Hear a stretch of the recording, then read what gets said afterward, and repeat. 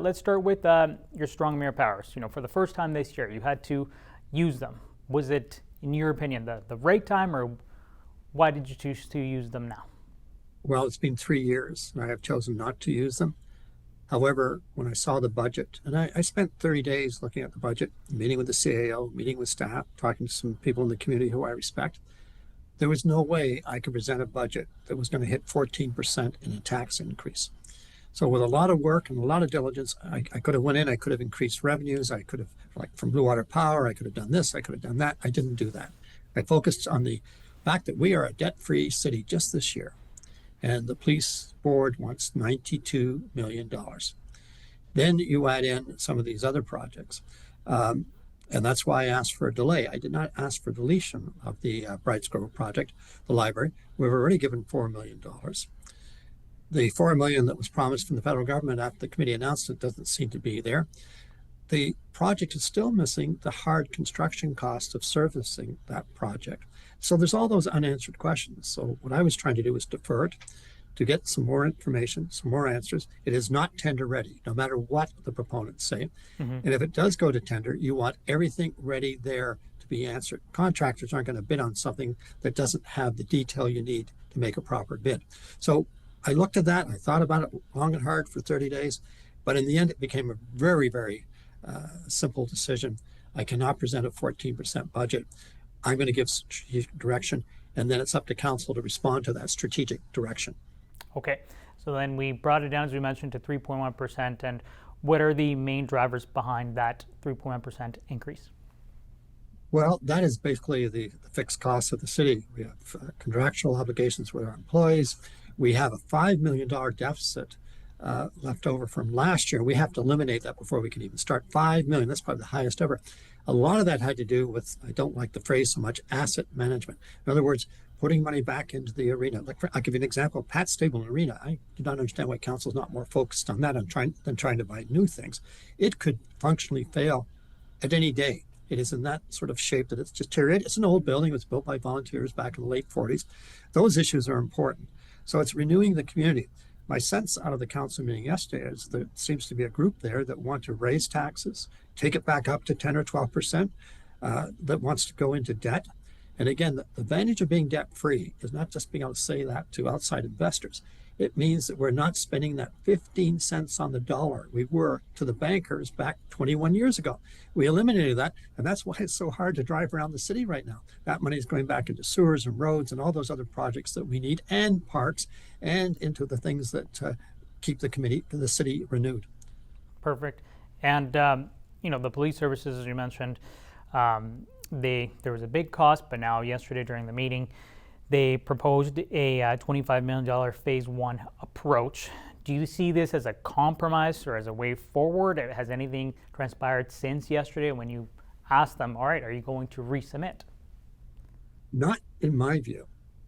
That cost is still going to be there, whether it's immediate up front, and this idea we're going to build it in sections and all that.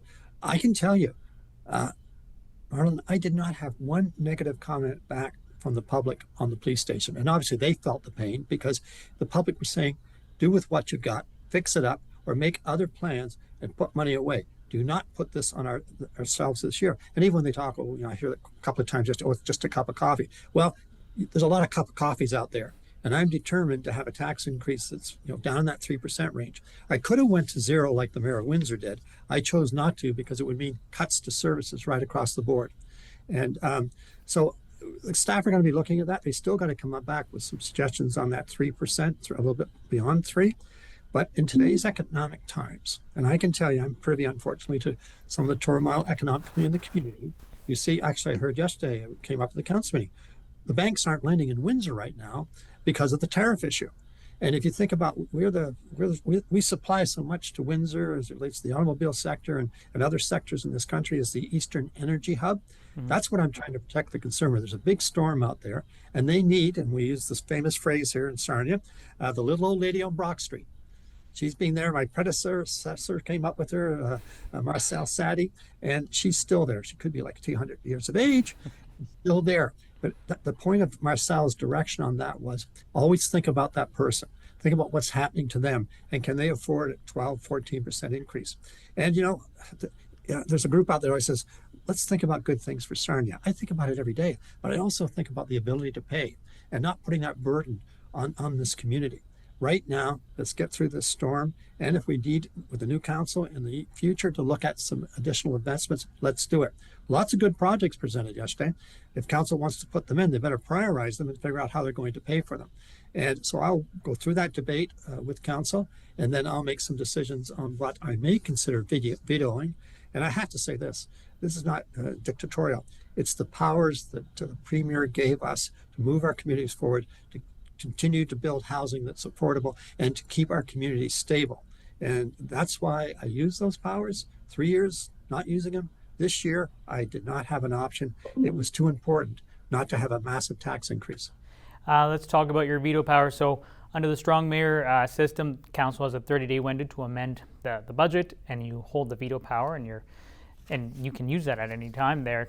Are you prepared to block any amendments they feel push the tax rate too high, or any other adjustments?